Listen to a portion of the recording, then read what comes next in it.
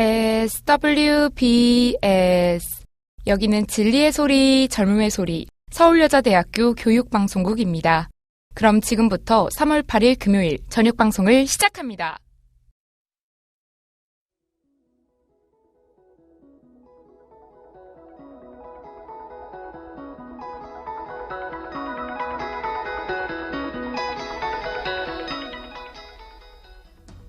슈니들이 똑똑해진 라디오 슈똥라 금요일 방송을 시작합니다. 안녕하세요. 정수연입니다. 안녕하세요. 안유근입니다.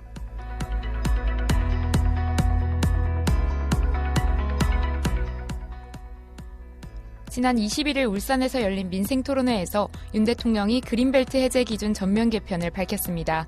정부는 각 지방자치단체에 부여된 그린벨트 해제 총량과 별도로 그린벨트를 추가 해제할 수 있도록 하는 방안을 발표했는데요. 20년 만에 그린벨트 해제인 만큼 총선을 의식한 선심성 정책이 아니냐는 목소리도 나오고 있습니다. 오늘 슈똥라에선 그린벨트와 정부의 해제 방안, 엇갈린 여야의 반응까지 낱낱이 살펴보겠습니다.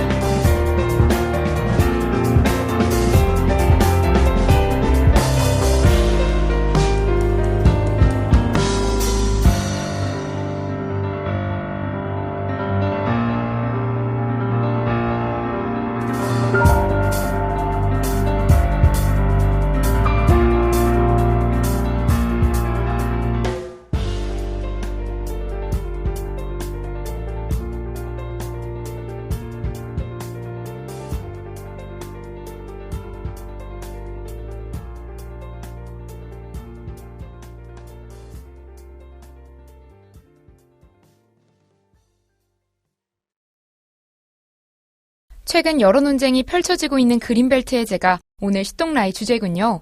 윤 정부가 그린벨트 해제의 결정적 장애였던 획일적인 해제 기준을 20년 만에 전면 개편하겠다고 했죠? 맞습니다.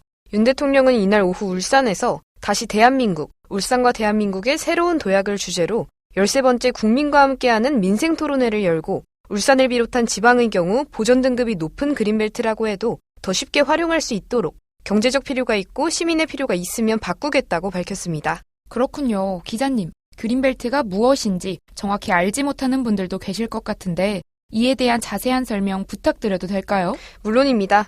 그린벨트는 도시의 무질서한 확산을 방지하고 환경을 보존하기 위해 설정된 녹지대입니다.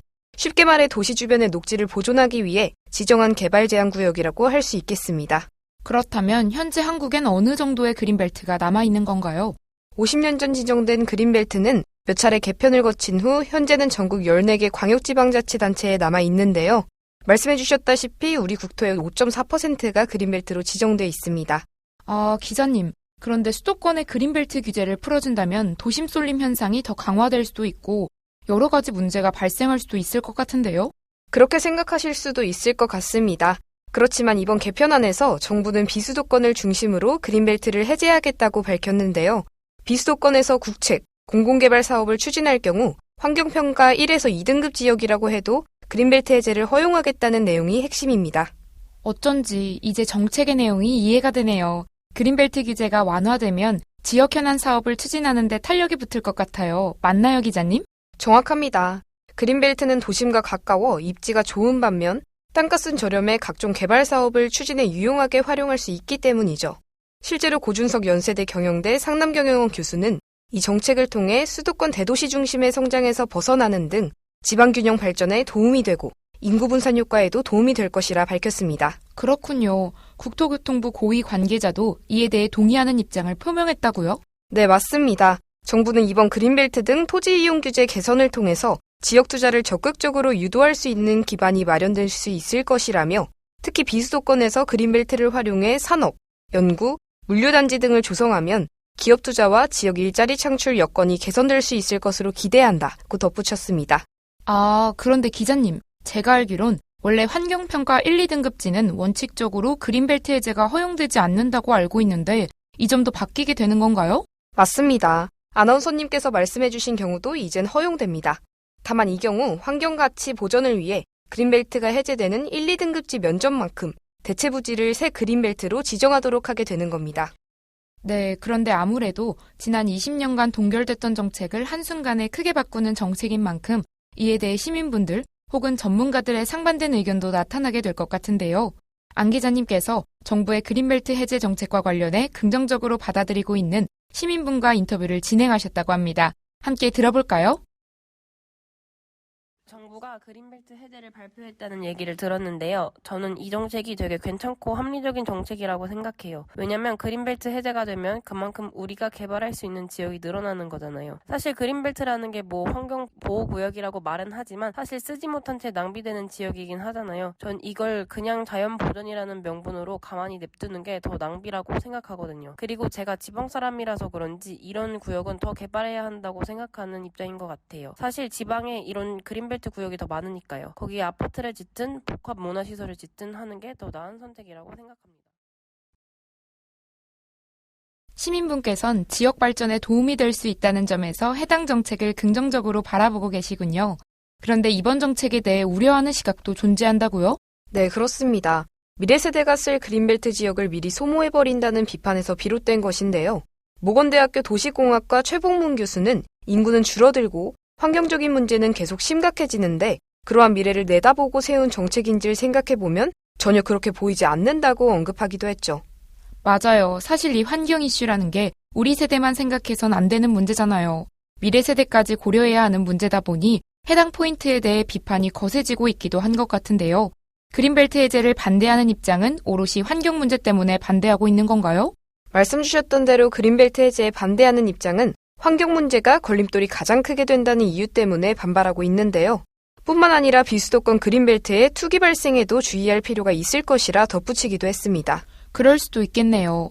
비수도권의 땅값이 수도권보다 저렴한 만큼 이를 노린 외부 투기 세력의 유입이 있을 수도 있겠어요.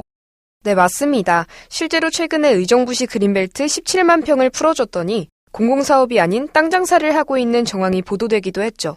당시 국토교통부는 민간업자가 과도한 이익을 얻을까 우려된다며 안전장치를 마련하라고 요구했지만 의정부시는 특정 민간업자에 대한 특혜 배제를 위해 공개경쟁 입찰을 실시하겠다고 밝혔습니다. 그렇지만 약속은 지켜지지 않았던 거죠. 10만 평의 분양지 중 3천 평 부지 한 곳 빼곤 모두 수의계약, 즉 과도하게 이익을 넘겨주는 형식이었단 겁니다. 그렇군요. 이렇게 듣고 보니 투기와 관련된 문제의 심각성이 꽤나 크게 다가오기도 하네요. 이번엔 해당 정책에 반대하는 시민분의 의견 듣고 오겠습니다. 전 정부의 이번 그린벨트 해제가 말도 안 되는 정책이라고 생각합니다. 일단 환경보전의 의미는 현 세대가 미래 세대를 위해 지켜야 하는 가장 중요한 의무라고 생각하거든요. 그렇기 때문에 이 그린벨트는 우리가 무조건 보전해야 하고 미래 세대를 위해 남겨야 하는 진짜 중요한 가치라고 생각을 하는데 그걸 지금 개발에 눈이 멀어서 그 가치를 놓친다는 것 자체가 나중에 되게 우리에게 손실이 올 거라고 생각하거든요. 지금 당장에 눈이 멀어서 나중에 후회할 선택을 하는 건 옳지 않다고 생각합니다. 이번 이슈와 관련해서 환경부의 입장도 안 들어볼 수 없을 것 같은데요. 환경부는 윤 정부의 이번 그린벨트 해제를 어떤 시선으로 바라보나요? 한 장관은 28일 기자간담회에서 관련 질문을 받고 개발 제한구역 해제를 위해선 지자체의 관리계획 변경안에 대해 전략 환경 영향평가 절차를 거쳐야 한다. 환경부는 이 단계에서 환경성 검토를 한다며 이 과정에서 환경적 영향을 최소화하는 방안을 관계기관과 협의하겠다고 밝혔습니다. 그렇군요. 그린벨트 규제 완화에 대해 일각에서 제기되는 환경부의 정책성 논란에 관해서도 입을 열었다고 하죠. 네, 환경단체 등은 정부의 최근 쏟아진 일련의 개발 정책에서 환경부가 존재감을 잃었다며 비판하고 있는데요. 한 장관은 환경부가 본래의 역할을 포기했다는 말에 동의할 수가 없다며 환경정책을 더 발전시키기 위해 노력하겠다고 덧붙였습니다. 그린벨트 규제라는 게 법 개정 없이 국토교통부 훈련만 고치면 추진할 수 있는 문제라고 들었어요. 그렇다 보니 각각의 정부 단체들에서도 심혈을 기울이며 해당 사안을 바라보고 있다는 생각이 드는 것 같습니다. 네, 그렇습니다. 이번엔 그러한 그린벨트 규제 완화에 관련해 제가 늘 푸른 환경단체 이강성님과 인터뷰 진행해 봤는데요. 함께 들어보도록 하겠습니다. 정부의 이번 그린벨트 해제는 자연환경을 보전하고 시민에게 여가, 휴식 공간을 제공한다는 점에서 순기능이 있지만 제도적 제약의 장기화로 지역 주민의 주거 환경이 악화되고 주변 지역과의 개발 격차가 심하다는 등의 문제가 제기된다는 면에서 양면적인 이슈입니다. 용역에서는 개발 제한 구역에 대한 행위 제한과 자연환경 보전이라는 획일적인 기준에서 벗어나 현실적이고 변화되는 도시 공간에 대한 인식을 바탕으로 새로운 기준을 모색합니다. 개발 제한 구역 내 불합리한 관리 기준의 적정성을 분석해 현실에 맞게 조정하고 사실상 도시화한 지역 등 해제가 필요한 지역에 대한 도시관리 방안을 마련하는 건데요. 시대적 변화와 미래 수요에 대응한 새로운 도시공간 체계를 대비하기 위한 개발 제한 구역 내 전략적 개발 사업 대상지도 함께 검토합니다. 광역적 차원에서 도시 서울의 성장 변화에 대응하고 기성 시가지와 개발 여건이 마련된 지역을 살펴 전략적으로 활용할 수 있는 방안을 제시할 계획이고 세관에서는 이와 관련해 수서 차량기지 일대, 김포공항 일대 그린벨트가 풀릴지에 관심이 쏠리고 있습니다.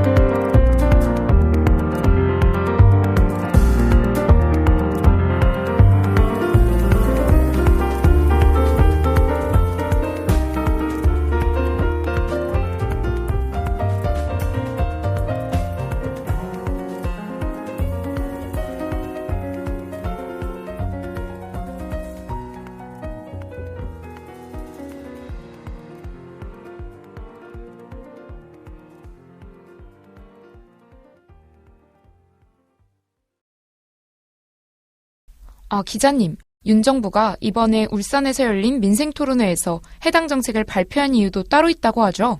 맞습니다. 울산의 경우 전체 행정구역 중 25.4%가 그린벨트로 묶여 있으며 이 가운데 개발이 불가능한 환경평가 1, 2등급 비율은 81.2%에 달한다고 합니다. 아무래도 울산의 상황이 그렇다 보니 울산에서 정책 발표가 있었던 거군요. 네, 맞습니다. 국토부는 이번 규제 완화를 통해 울산권 그린벨트 내 해제할 수 있는 지역 사업이 확대돼 최대 10조 원 수준의 직접 투자 효과가 있을 것이라 예상하기도 했습니다. 그렇군요. 그렇다면 실질적인 그린벨트 해제는 언제부터 이루어지는 건가요? 실질적인 그린벨트 해제는 내년부터 가시화될 전망입니다. 지역 전략 산업을 선정하기 위한 작업으로 우선 훈련 등 정부 지침을 개정해야 하는데 주무부처인 국토부는 늦어도 5월까지 개정 작업을 마치고 이후 지자체 수요를 받겠다는 계획입니다. 그린벨트 해제 범위에 대해서도 지자체에서 수요를 받아 전문적인 검토와 또 자문을 거쳐 확정되기 때문에 규모에 대해선 예단할 수 없다고 언급했다고 하죠. 사실 아직 확정된 사항이 없는 만큼 정책의 실효성에 대한 의문점이 제기되기도 하는데요. 정확합니다. 아직 훈련도 고쳐지지 않은 상태이기에 일각에선 해당 정책이 실효성이 있는 정책이 맞냐며 비판이 쇄도하고 있기도 한 상황입니다.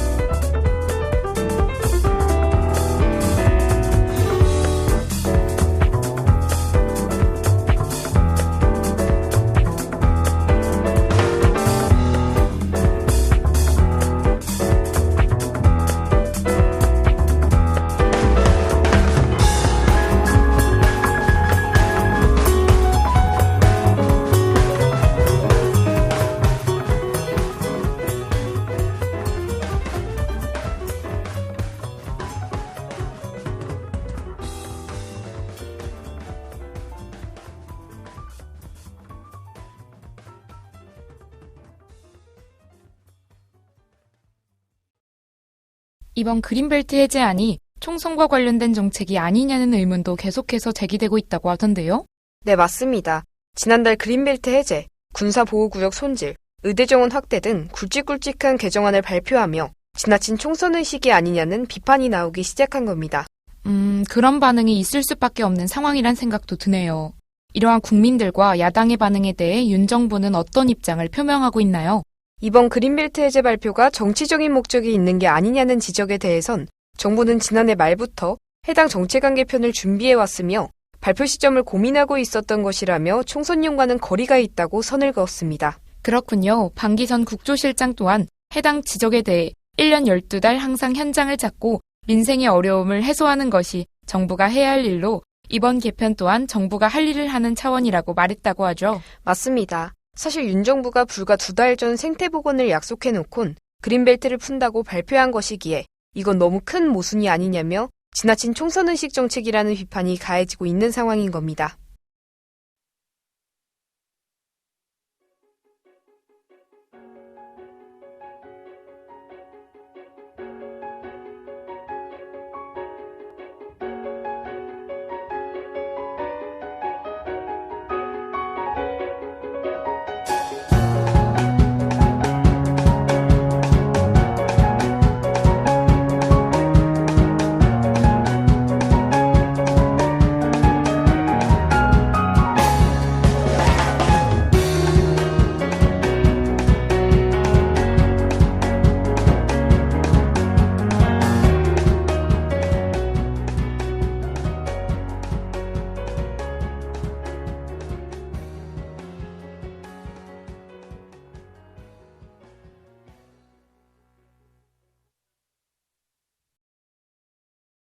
오늘 기자님과 윤 정부의 그린벨트 해제에 대한 정책과 그에 따른 장단점, 국민의 여론까지 살펴보았는데요. 윤 정부의 여러 정책 변경이 화두에 오르고 있는 지금 정책의 효용성을 따질 수 있을 뿐만 아니라 유익한 정보도 얻은 시간이었던 것 같아요. 기자님은 어떠셨나요? 네, 저도 그랬어요. 아무래도 20년간 어떤 변화도 이루어지지 않았던 주제인 만큼 윤 정부의 여러 기구는 그린벨트 해제에 따른 장단점을 명확히 파악하고 이에 대해 여러 이해관계를 고려하며 진정으로 국민을 위한 정책으로 발전시킬 필요가 있어 보입니다. 네, 그럼 오늘의 슈똥라는 여기서 마치겠습니다. 더 유익한 주제로 또 만나요. 여러분 감사합니다.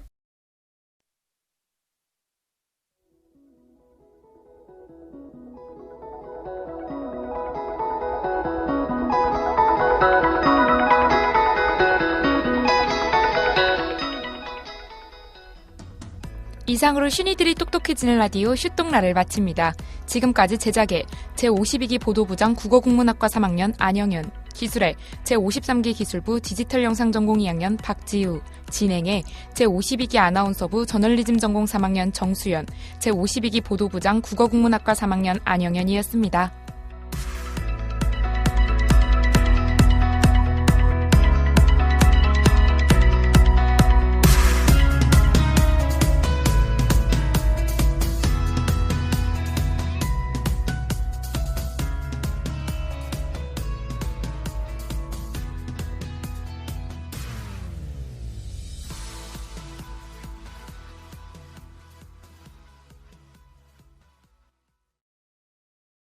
지금까지 여러분께서는 SWBS 서울여자대학교 교육방송을 들으셨습니다. 서울여자대학교 방송은 월요일부터 금요일까지 오후 12시 30분부터 12시 50분까지 저녁 5시 40분부터 6시까지 총 40분간 정규 방송을 하고 있습니다. 지금까지 청취해주신 여러분께 감사드리며 이상으로 3월 8일 금요일 정규 방송을 모두 마치겠습니다. 여기는 진리의 소리, 젊음의 소리, 서울여자대학교 교육방송국입니다. SWBS